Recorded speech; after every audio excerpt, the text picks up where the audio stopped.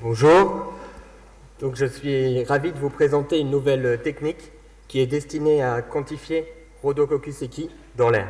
Donc ces travaux ont été réalisés, comme vous le disiez, au laboratoire de l'ANSES à Dozulé. Donc Rhodococcus equi est l'agent responsable de la rhodococose. Il s'agit donc d'une bactérie gram-positive, saprophyte, ubiquiste et opportuniste. Elle peut affecter donc les sujets immunodéprimés chez de nombreuses espèces. Nous la retrouvons donc chez l'homme dans le cas d'individus qui sont atteints par le syndrome d'immunodéficience acquise. Chez l'animal, elle affecte principalement le poulain âgé de 1 à 6 mois.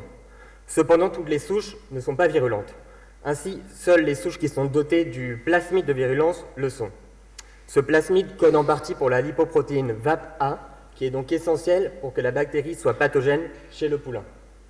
Donc les poulains sont le plus souvent touchés par la forme pulmonaire. Bon. Donc, comme vous pouvez le voir sur cette photographie, qui provoque des bronchopneumonies pyocardiumateuses. Les taux de morbidité et de mortalité donc, sont différents selon les élevages. Certains haras ne connaissent pas de cas de rhodococose, alors que d'autres en rencontrent de manière sporadique, voire en zoocycle. La rhodococose est la première cause de mortalité donc, chez le poulain de moins de 6 mois, puisqu'elle est responsable de plus de 25% des cas de décès. Enfin, la rhodococose a des conséquences considérables sur la filière équine, puisqu'elle possède des effets néfastes donc, sur les performances des chevaux lorsqu'ils sont atteints au début de leur vie. Mais pourquoi donc vouloir quantifier Rhodococcus equi dans l'air? Donc les poulains s'infectent par inhalation de bactéries aéroportées par des poussières. Et il apparaît donc que cette aérosolisation est l'aspect critique de l'épidémiologie de la maladie. Nous entendons par aérosol donc un ensemble de particules solides en suspension dans un milieu gazeux. C'est-à-dire que notre mesure va à la fois concerner les bactéries qui sont aéroportées par les poussières, mais également les bactéries sous forme libre.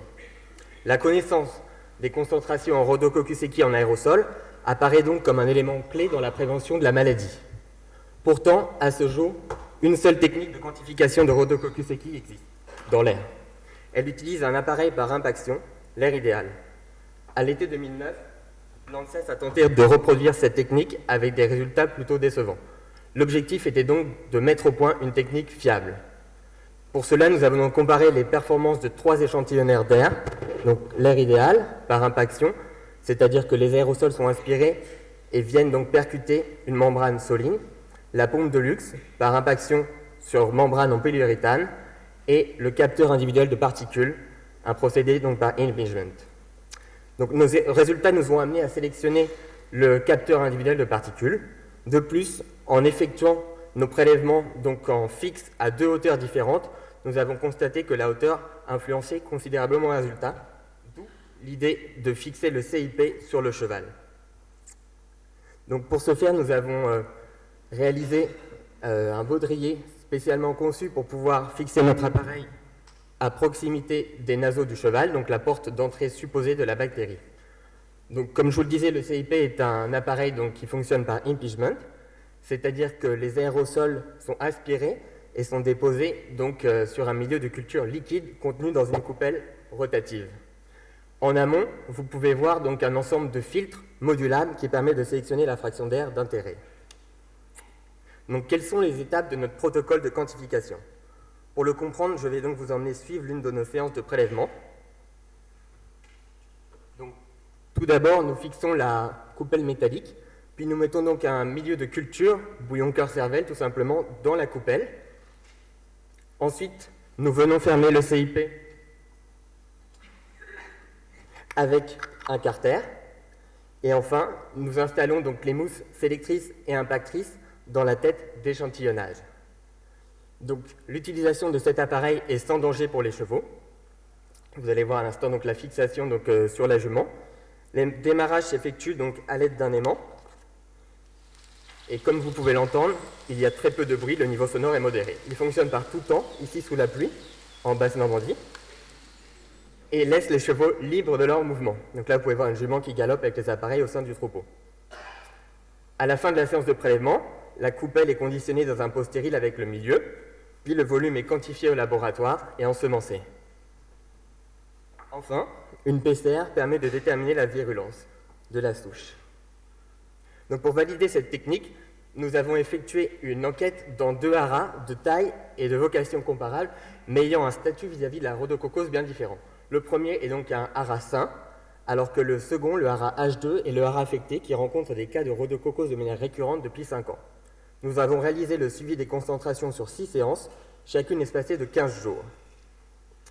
À chaque séance, nous avons effectué nos mesures dans le paddock, donc, comme vous pouvez le voir sur la légende, au box et au champ.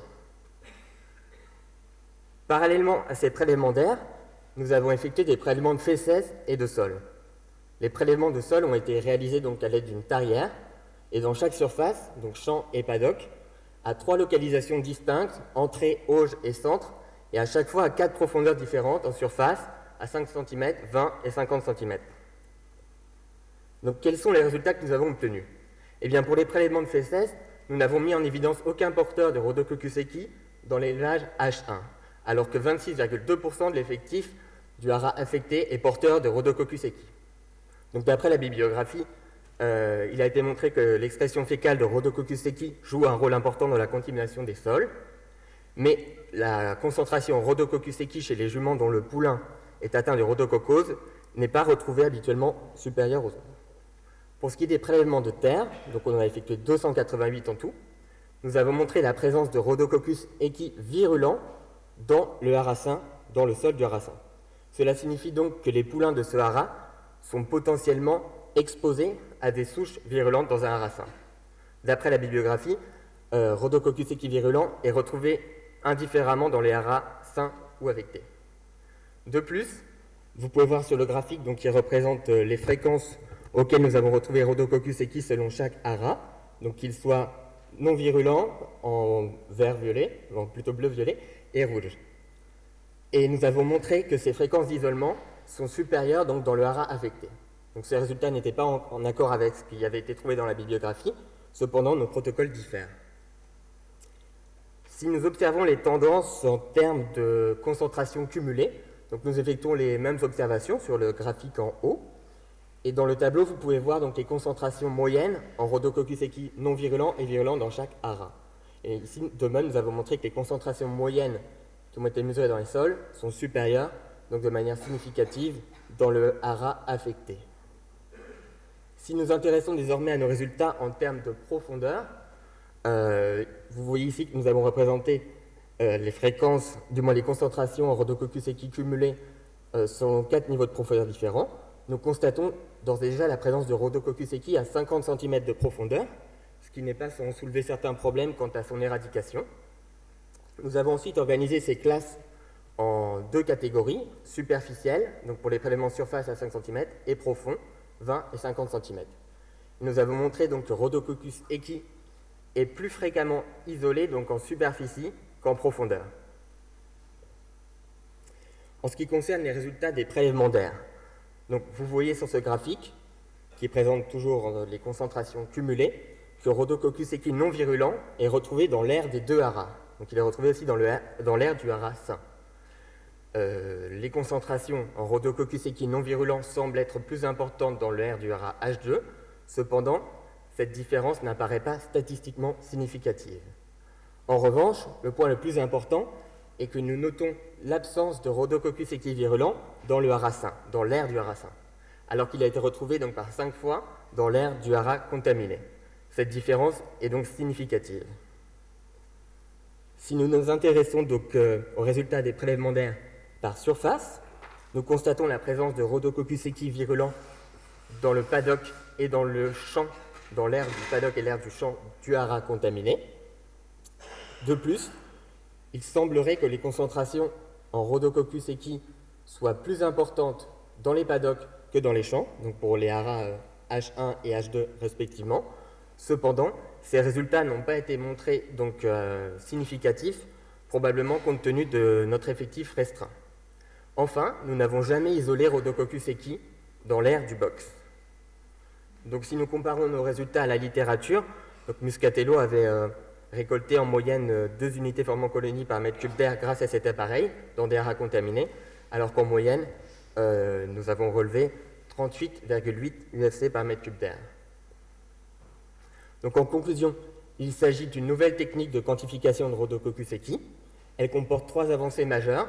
Tout d'abord, un mode de prélèvement par impeachment, plus fiable. Et également la possibilité d'effectuer une mesure embarquée, qui est donc révélatrice de l'exposition réelle du cheval. Et enfin, nous avons la possibilité de sélectionner la fraction d'air d'intérêt grâce aux filtres qui sont modulables. Les premiers résultats laissent donc à penser que la concentration en Rhodococcus equi virulent dans l'air est un bon indicateur de risque d'un hara vis-à-vis de l'apparition de cas de rhodococose. Quel est l'avenir pour cette technique? Eh bien, à terme, nous pourrons évaluer le risque global d'un élevage, tout comme nous pourrons déterminer au sein d'un élevage les zones qui sont tout particulièrement à risque, comme vous aviez pu voir dans le paddock.